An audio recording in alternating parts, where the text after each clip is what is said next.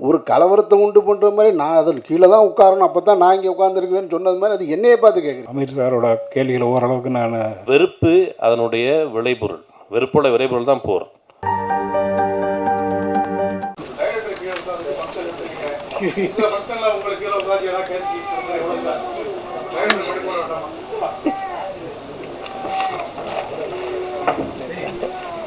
அதாவது மேடையில் இருக்கிற நாங்கள்லாம் வலுக்கட்டாமல் அவரை பிடிச்சி கொண்டு கீழே உட்கார வச்சது மாதிரியே ஒரு கலவரத்தை உண்டு பண்ணுறீங்களே. அவங்க இருங்க, நிகழ்ச்சியை நடத்துகிறதே அவங்க 2 பேர், அவங்களா கூப்பிட்டு வந்து உட்கார வச்சுருக்காங்க. பக்கத்தில் இப்போ தான் ஒருத்தர் பார்த்துக்கிட்டு இருக்கோம். ஒரு கலவரத்தை உண்டு பண்ணுற மாதிரி நான் அதில் கீழே தான் உட்காரணும், அப்போ தான் நான் இங்கே உட்காந்துருக்குவேன்னு சொன்னது மாதிரி அது என்னையே பார்த்து கேட்குறீங்க. நானே நிகழ்ச்சி என்னன்னு வந்து தான் தெரிஞ்சுக்கிட்டேன்னு சொல்லிட்டேன் முதல்ல. நான் பருக்க திரும்ப திரும்ப கூப்பிட்றேன் மேலே வாங்கன்னு, வரமாட்டேன்றவரை நான் என்ன செய்கிறது? நான் வேணால் கீழே வந்து உட்காந்துக்கிறேன். பார்த்தீங்களா தேவையா எங்களுக்கு? வாங்க, இதெல்லாம் இப்போ தானே வந்திருக்கீங்க. நான் ஒரு 25 வருஷமாக அதை பார்த்துக்கிட்டு இருக்கேன். வாங்க வந்து உட்காருங்க. Thank you so much, sir. So next I would like to request Thiru Kalai Selvan Shivaji avargal, Director of Photography, to say some words.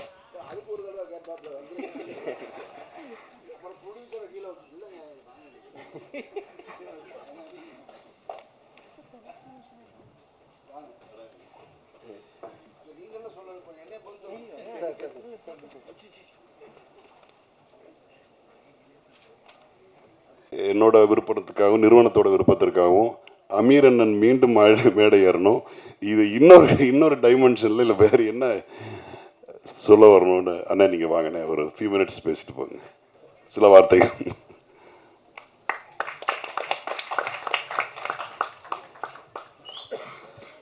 அனைவருக்கும் இறைவன் புறத்திலிருந்து சாந்தியும் சமாதானம் உண்டாகட்டும். அதாவது ஒரு நாணயத்திற்கு 2 பக்கங்கள் இருப்பது போல காவல்துறை, இராணுவம், சிஆர்பிஎஃப், பிஎஸ்எஃப், இன்னும் என்னெல்லாம் அதிகாரத்திற்கு கட்டுப்பட்ட காவலர்கள் இருக்கிறார்களோ, அதிகாரம் என்பது ஒற்றை புள்ளியில் தொடங்குது ஒவ்வொரு நாட்டுக்கும். அந்த உச்சத்தில் இருக்கக்கூடிய ஒரு நாட்டின் முதன்மை அமைச்சருக்கு கீழே எல்லாமே வருது. அதனால் என்னுடைய பார்வையில் நான் அந்த பாடலை பார்த்த உடனேயே எனக்கு தோணுனதை, ஒரு அதிகாரி இங்கே இருக்கிற காரணத்தினால அவரோட விளக்கத்தை அவர் சொல்லட்டும் அப்படின்னு சொல்லி தான் நான் முதல்ல அதை தொடங்கினேன் நான். ஸோ அமீர் சார் சொன்ன மாதிரி எஸ், எங்கள் இதில் நிறைய இப்போ ஸ்டேட் போலீஸ்னால் போலீஸ் ஸ்டேஷன் பக்கத்துலேயே வந்து வாங்கிக்குவாங்க போஸ்டிங்கு. இன்ஸ்பெக்டரு, சப் இன்ஸ்பெக்டரு, ஏட்டையெல்லாம் பக்கத்துலேயே வந்து வாங்கிக்குவாங்க போஸ்டிங். பட் எங்கள் இதில் அப்படி இல்லை. ஏன்னா 3000 kilometre north south, 3000 kilometre east west. So எங்கே ப்ராப்ளம் இருந்தாலும் அங்கே வந்து ஃபோர்ஸ் வந்து மூவ் பண்ணி தான் ஆகணும். ஸோ அதனால் எங்களோட ப்ரொஃபஷனே அப்படி தான். இப்போ நானும் வந்து கொஞ்சம் வருஷம் இருந்தேங்க. இப்போ நாளைக்கு நான் வந்து சத்தீஸ்கர் போகிறேன், ஜெகதல்பூர்ங்கிற ஊருக்கு போகிறேன். ஸோ அந்த மாதிரி எங்களோட ப்ரொஃபஷன் அப்படி தான். அது தெரிஞ்சு தான் நம்ம வந்து ஜாயின் பண்ணுறோம். பட் அதே விதத்தில் அங்கேயும் வந்து வெல்ஃபேருக்கு நல்ல தரமான உணவு, தரமான ஒரு அக்காமடேஷன், இதெல்லாம் வந்து என்ஷூர் பண்ணுது கவர்மெண்ட். அது இல்லாமல் இப்போல்லாம் லீவெல்லாம் நல்லா வந்து ரெகுலரைஸ் ஆகிடுச்சு. மினிமம் ஒரு ஜவானுக்கு, ஒரு கான்ஸ்டபுளுக்கு, எனி ரேங்க் வந்து மினிமம் 75 நாள் வந்து கொடுத்துறாங்க. வருஷத்தில் 75 நாள் வந்து போதுமானதாக இருக்குது. 2 தடவை 3 தடவை ஊருக்கு போயிட்டு வரலாம், 20 டேஸ். அது இல்லாமல் நிறைய வெல்ஃபேர் மெஷர்ஸ் இப்போல்லாம் கவர்மெண்ட்டு, இப்போ அங்கேயே வெளியூர்லேயே இருந்தாலும், இப்போ நம்ம சென்னையில் ஆவடியில் ஒரு குரூப் சென்டர்னு சொல்லுவாங்க, அங்கே வந்து 1800 குவார்ட்டர்ஸ் இருக்குது. வெளியவே போனாலும் நம்மளோட ஃபேமிலி பசங்களை அங்கே வந்து வச்சுக்கலாம். 10 வருஷம் 15 வருஷம் கூட வந்து வச்சுக்கலாம். பக்கத்துலேயே ஸ்கூல் இருக்குது, கேந்திரிய வித்யாலயா சென்ட்ரல் ஸ்கூல் இருக்குது, கேன்டீன் இருக்குது, சூப்பர் மார்க்கெட் இருக்குது. உள்ளேயே வந்து ஸ்போர்ட்ஸ் ஆக்டிவிட்டீஸ் இருக்குது. பசங்களுக்கு பலவிதமான ஸ்போர்ட்ஸ் ஆக்டிவிட்டீஸ் வந்து சொல்லித்தரோம். ஸ்விம்மிங் இருக்குது, சிலம்பம், கராத்தே, பேட்மிண்டன், இந்த மாதிரி ஒரு அதான் எதுக்கு நான் சொல்கிறேன்னா, கவர்மெண்ட் வந்து அவ்வளோ வந்து பார்த்துக்குது. ஏன்னா அல்டிமேட்லி எங்களோட ஃபைட்டிங் ஃபோர்ஸ் வந்து ஜவான்ஸ் தான். அதனால் அவங்களோட வாழ்க்கையும் அவங்களோட ஃபேமிலியும் பார்த்துக்கிறதுக்கு கவர்மெண்ட் வந்து அட்மோஸ்ட் எஃபர்ட்ஸ் வந்து எடுக்குது. எஸ், எந்த ஒரு ப்ராப்ளம் இருக்குது தான், அந்த ஃபேமிலி விட்டுட்டு இருக்கிறது அது வந்து மிகப்பெரிய ஒரு வந்து இஷ்யூ தான். அது குழந்தை இல்லாமல் கஷ்டப்படுறது அது ஒரு இஷ்யூ தான். ஸோ அதனால் இப்போ அந்த இதுவும் கொண்டு வந்திருக்கோம். எல்லா இந்த மாதிரி சென்டர்லேயும் ஒரு பெரிய காம்போசிட் ஹாஸ்பிட்டல்னு சொல்லிட்டு 50 பெட்டட் ஹாஸ்பிட்டல். ஸோ உள்ளேயே வந்து மருத்துவம் வந்து பார்த்துக்கலாம். ஆனால் முடிஞ்ச அளவுக்கு பண்ணிட்டு தான் இருக்கோம். ஸோ இப்போ இந்த இன்டர்னல் செக்யூரிட்டி ப்ராப்ளம்ஸும் நிறைய வந்து இம்ப்ரூவ் வந்து ஆகிட்டுருக்கு. அமைதி ஆல்மோஸ்ட் எல்லா பகுதியிலையும் அமைதி வந்து வந்துட்டுருக்கு. பட் ஸ்டில் புதுசாக வரும். நம்ம நாடு வந்து பலதரப்பட்ட மக்கள், பலதரப்பட்ட மொழிகள், இனங்கள், aspirations, urban rural divide, rich poor divide, 140 we crossed China வந்து ஹோமோஜினியஸ். அங்கே 95% வந்து ஹன்ஸு தான், ஒரே வந்து இனக்குழு அங்கே. அதனால் அவங்களால கொஞ்சம் சீக்கிரமாக ஹோமோஜினியஸாக வந்து சீக்கிரமாக முன்னேற முடியுது. நம்ம இங்கே பல பிரச்சனைகள் இருக்கும், காம்ப்ளிகேட்டட். பட் ஸ்டில் நம்ம வந்து we are marching forwards in spite of so many differences, complications. So அதனால் வரக்கூடிய ப்ராப்ளமை ஃபேஸ் பண்ணுறதுக்கு எங்களை மாதிரி ஃபோர்ஸஸ் வந்து நாங்களும் ட்ரெயின்டாக நாங்களும் தயாராக இருக்கோம். ஸோ ஐ திங்க் அமீர் சாரோட கேள்விகளை ஓரளவுக்கு நான் டச் பண்ணுறேன்னு நினைக்கிறேன். அவரிடம் நான் ரொம்ப எதிர்பார்த்திருந்தது, அவர் நேரடியாக பதில் சொல்லலை, ஆனால் அது பதில் சொன்னாருன்னு நான் நினைக்கிறேன், அப்படி நான் நம்புகிறேன். இப்போ நிறைய மாறி இருக்குது அப்படின்னு. ஏன்னா அந்த குழந்தை இறந்ததுக்கு லீவு கொடுக்கல அப்படின்றது தான் அதில் இருக்கிற மிகப்பெரிய, நான் சொன்ன அந்த கதையோட முக்கிய புள்ளியே அதுதான். ஆனால் அதை சொல்லலை, இப்போ நிறைய பண்ணியிருக்கோன்னு சொன்னார். இது என்னுடைய பார்வையில் இது நாணயத்தோட ஒரு பக்கம். மறுபக்கத்தை தான் மீரா கதிரவன் புள்ளி வச்சார். மகிழ்நன் வந்து விரிவாக அதை சொல்லிட்டு போயிட்டார். போர் என்பது வேற ஒன்றும் இல்லை, ஒரு ஃபேண்டசி. அது மட்டும் இல்லை, ஒரு மார்க்கெட். வெறுப்பு அதனுடைய விளைபொருள், வெறுப்போட விளைபொருள் தான் போர். உலகம் முழுக்க ஆயுத சந்தை வியாபாரிகள் ஒன்றும் இல்லை. இந்த மேடை பயன்படுத்திக்கிறேன், சப்ஜெக்டிவ் நினைக்கிறாங்க. இப்போ வந்து பாலஸ்தீனியன் லேபரேட்டரின்னு ஒரு புத்தகம் உண்டு, வாய்ப்பு இருக்கிறவங்க படிங்க. அந்த புத்தகம் என்னன்னு கேட்டால், பாலஸ்தீனத்தை இஸ்ரேல் எவ்வாறு பயன்படுத்துகிறது, பரிசோதகம் ஆய்வகத்தில் என்ன பண்ணுவாங்க, பரிசோதனை கூடத்தில் இந்த இந்த எலமெண்ட்டோட இந்த எலமெண்ட் சேர்ந்தால் என்ன வருது அப்படின்னு தானே பரிசோதனை பண்ணுவாங்க. இந்த பாம்பை போட்டால் எத்தனை பேர் சாகுறான், இந்த கண்காணிப்பு கருவியை வச்சு எத்தனை பேரை மானிட்டர் பண்ணலாம் அப்படிங்கிறதுக்கான பரிசோதனை கூடமாக பாலஸ்தீனம் பயன்படுத்தப்படுது. அவர் பயன்படுத்தப்படுது, ஜப்பா இந்த குண்டை போட்டேன் இத்தனை பேர் செத்துருக்கான், மார்க்கெட்டில் எவ்வளோ ரேட் சொல்கிறேன், இந்த குண்டை இந்த கண்காணிப்பு கருவியை வச்சு இவ்வளோ வேற நான் கண்காணிக்க முடியுது, என்ன சொல்கிற ரேட்டில் அப்படின்னு உலகம் முழுக்க வியாபாரம் செய்வதற்கு அந்த ஆயுத வியாபாரிகள் தான் போரை தூண்டி விடுகிறார்கள். நம் வீட்டு பிள்ளைகளை அவர்கள் காவு கேட்கிறார்கள். அப்போ நாம் இது ஒரு சாம்பிளுக்கு, நீங்கள் பாலஸ்தீனத்தை எங்கே வேணாலும் வச்சுக்கோங்க, காஷ்மீருக்கு கொண்டு போங்க, மணிப்பூருக்கு கொண்டு போங்க, நாகாலாந்துக்கு கொண்டு போங்க, எங்கே வேணாலும் கொண்டு போங்க, இதே சாம்பிள் பொருந்தும். அதிகாரம் மிக வலிமையானது தான், ஆனால் அது யார் கையில் இருக்குது அப்படின்றது உண்மையிலேயே வந்து இங்கே யார் அப்படின்னா, கட்சிகளாக பிரிந்திருக்கிறவர்கள் யாருன்னு பார்த்தீங்கன்னாக்க மாமே மச்சான் தான். ஒரு தாய் வயிற்று பிள்ளைகள் தான் எதிர் கட்சியில் இருக்கும். ஒரு தாய் வயிற்று பிள்ளைகள் தான் காவலர்களாக இருக்காங்க, இங்கே ஒடுக்கப்படுறவங்களாகவும் இருக்காங்க. துப்பாக்கி ஆயுதம் ஏந்திய காவலர்களாக நிற்கிறாங்க, இங்கே ஒடுக்கப்படுறவங்களாக இருக்காங்க. நான் இந்த கேள்வியை பலமுறை கேட்டிருக்கிறேன். இது அது குறித்த ஒரு நிகழ்வாக இருந்திருந்தால் நிச்சயமாக நான் நிறைய பேசியிருப்பேன். நான் அதை எங்கே நான் உணர்ந்தேன் அப்படின்னு சொன்னால், இந்த காவிரி போராட்டத்துக்காக நாங்கள் வந்து கடந்த ஒரு 2-3 வருடங்களுக்கு முன்னாடி இங்கே ஒரு ஐபிஎல் நடந்தது, அதை போய் தடுத்து நிறுத்துறதுக்காக ஒரு போராட்டத்துக்கு போயிருந்தோம். நான் தமிழர் கலை இலக்கிய பேரவை சார்பாக இருந்தோம், அதில் எல்லோரும் இருந்தோம். நான் இருந்தேன், அண்ணன் சீமான் இருந்தாங்க, பாரதி ராஜா சொன்னார், வெற்றிமாறன் இருந்தாங்க. எல்லாருமே நாங்கள் அந்த போராட்டத்தில் போயிட்டு இருக்கும் பொழுது காவலர்கள் எப்படி இருக்காங்க, இந்த அவர் சொன்னது மாதிரி புள்ளி புள்ளியாக வச்ச ட்ரெஸ்ஸு போட்டவங்களும் காக்கி ட்ரெஸ்ஸு போட்டவங்களும் யாருக்கு கட்டுப்பட்டு வேலை செய்கிறாங்க அப்படின்னா, அவங்களுக்கு மேலே இருக்கிற அதிகாரிக்கு கட்டுப்பட்டு வேலை செய்கிறாங்க. அப்போது அந்த போராட்டத்தில் போய்கிட்டு இருக்கும் பொழுது உள்ளுக்குள்ளே ஏதோ ஒரு அந்த நிகழ்வு சிலருக்கு தெரிஞ்சிருக்கும், பத்திரிகையாளர்களுக்கு. மயிலனுக்கு நல்ல நினைவு இருக்கும்னு நினைக்கிறேன். ஒரு காவலரை வந்து ஒருத்தரை அடிச்சுப்புறாரு. அவர் நாம் தமிழர்னு சொல்லி அதை பிரச்சனையெல்லாம் பண்ணாங்க அந்த டைமில். அப்போ புதுசாக வேலைக்கு சேர்ந்தது போல் இருக்கிறார். ஒரு குறைந்த வயசு, ஒரு 25லேருந்து 26 வயசுக்குள்ளே இருக்கிற ஒரு காவலர் ஒருத்தர்.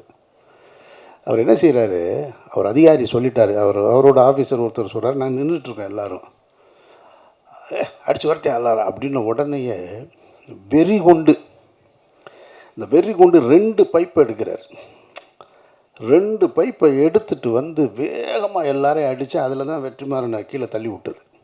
அந்த நிகழ்வில் நடந்தது தான் அது. நான் பக்கத்தில் தான் இருக்கேன். நான் வெற்றிமாறனை அடிக்கிறாங்கன்னா இப்போ நாங்கள் வேகமாக ஓடி போய் பார்த்தா அப்புறம் அவர் அடிக்கலை, வேறு யாரையும் அடிக்கிறார். அந்த காவலர்கிட்ட நான் அவரை நிறுத்தி கேட்டேன், இவ்வளோ வெறி உனக்கு எதுக்குன்னு கேட்டேன். இவ்வளோ வெறி எங்கேருந்து வருது? இந்த காவிரி நீர் போராட்டம் நடத்தணும் பார்த்தீங்களா? இப்போ நமக்கு காவிரி நீர் நேரடியாக சென்னைக்கு வந்து நம்ம ஒன்றும் பண்ண போகிறதில்ல. அது விவசாயத்துக்கு தேவை, இந்த நாட்டுக்கான இந்த மாநிலத்துக்கான விவசாயத்துக்கு தேவை. அந்த விவசாய குடும்பத்திலிருந்து வந்த ஒருத்தன் தான் அந்த 2 பைப்பை தூக்கிட்டு ஓடி வந்த ஒருத்தன். அவன் யாருக்காக இந்த போராட்டம் நடக்குது, நம்ம யாருக்காக வேலை செய்கிறோன்னு தெரியாமலே இருக்கிறது தான் அரசியல். அதான் நாணயத்தோட இன்னொரு பக்கத்தை தான் மகிழ்நன் தெளிவாக சொன்னார். அதில் சர்வதேச அரசியலையும் ரொம்ப அழகாக சுருக்கமாக, ஒரு ஆயுதங்கள் விற்பனைக்கு எப்படி இருக்குமோ அதுக்கு அவட டெஸ்ட்டு தான், குரங்கு டெஸ்ட்டு பண்ணுறது மாதிரி, இந்த மருந்து கொடுத்தா சரியாகுமா, இந்த மருந்து கொடுத்தா சரியாகுமான்னு எந்தெந்த பொருள் எப்படி வேலை செய்யுதுன்னு பார்க்குறதுக்கு தான் பாலஸ்தீன்னு ரொம்ப அழகாக சொன்னாங்க.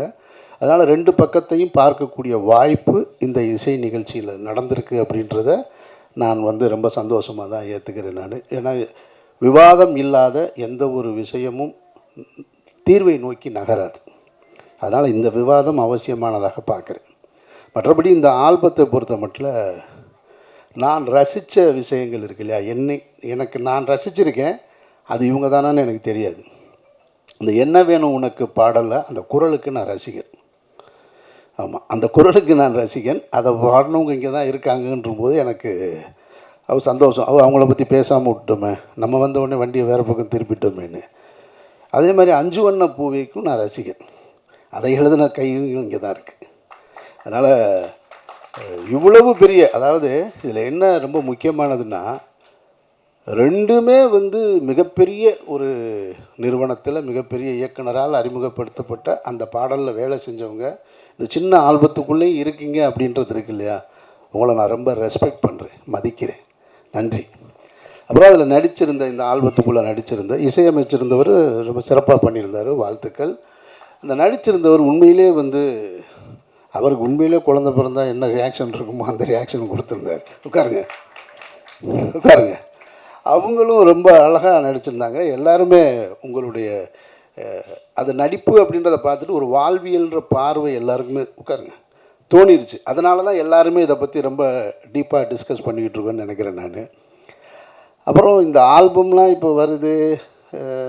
ஒரு காலத்தில் வந்து ஏஆர் ரஹ்மானுடைய இசை இருந்தால் 4 கோடிக்கு ஆடியோ விற்கும், அப்படி இப்படிலாம் இருந்த காலகட்டங்கள்லாம் போய் ஆடியோலாம் இப்போ விற்கிறதே இல்லை.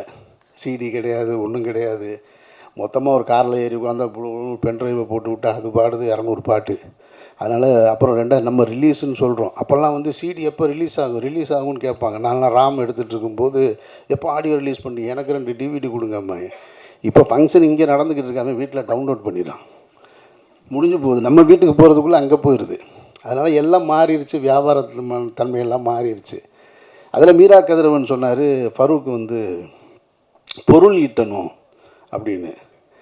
எனக்கு அதெல்லாம் நம்பிக்கையே இல்லை.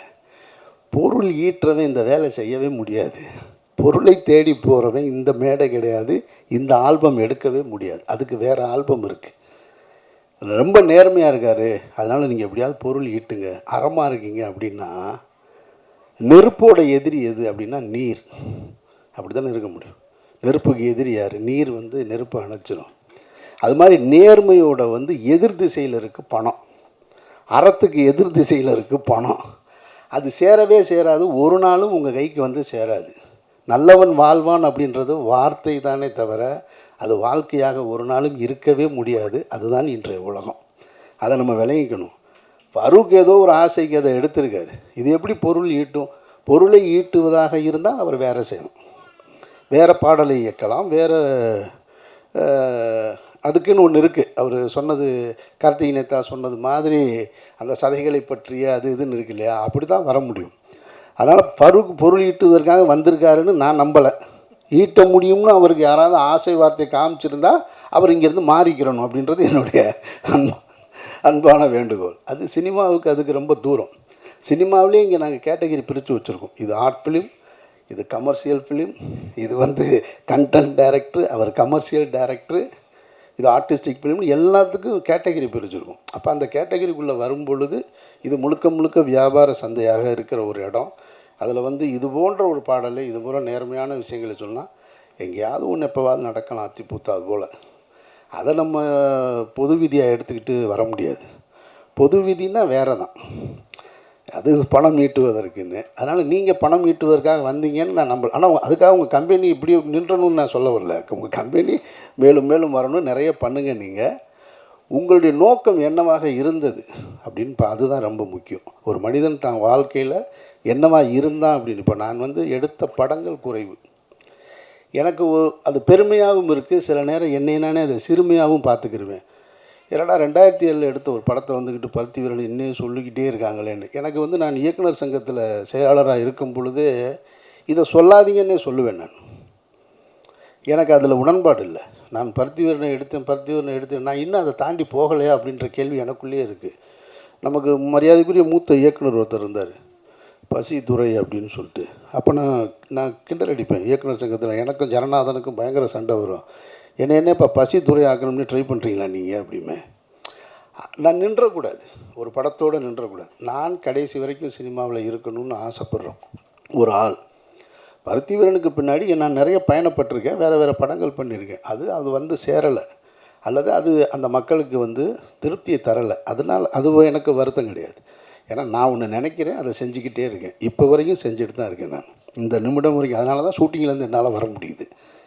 ஸோ அதனால் என்னை எங்கேயாவது பார்க்கும்போது உங்கள் நண்பராக நீங்கள் மேடையில் சொன்னீங்கன்னா போதும், அல்லது பருத்தி வீரன் எடுத்தவர்னு சொல்லாதீங்க. ஏன்னா அது ஒரு ஜென்ரேஷன் தாண்டிடுச்சு. அது நான் அங்கேயே நின்றுட்டே இருக்க விரும்பலை. நான் என்னுடைய அடுத்த படத்துக்கான வெளியீட்டை நான் நோக்கி வந்துட்டேன். நான் ஒரு நடிகராக வந்துட்டேன், இயக்குனராக வந்துட்டேன் நான். ஆனாலும் இதையெல்லாம் தாண்டி நான் அதை தினம் கேட்டுக்கிட்டு தான் இருக்கேன் நான். அப்போது அதுக்குள்ளே என்ன இருக்குன்னா, நாம் செஞ்ச ஒரு வேலை, நான் அதை தவிர்க்கணும்னு நினச்சாலும் அது என்னை தவிர்க்க முடியலை. அது ரஜினி சார் தான் அந்த படம் பார்த்துட்டு என்கிட்ட சொல்லும்போது சொன்னார், அது ரொம்ப முக்கியமான ஒரு வார்த்தையாக பார்க்குறேன் நான்.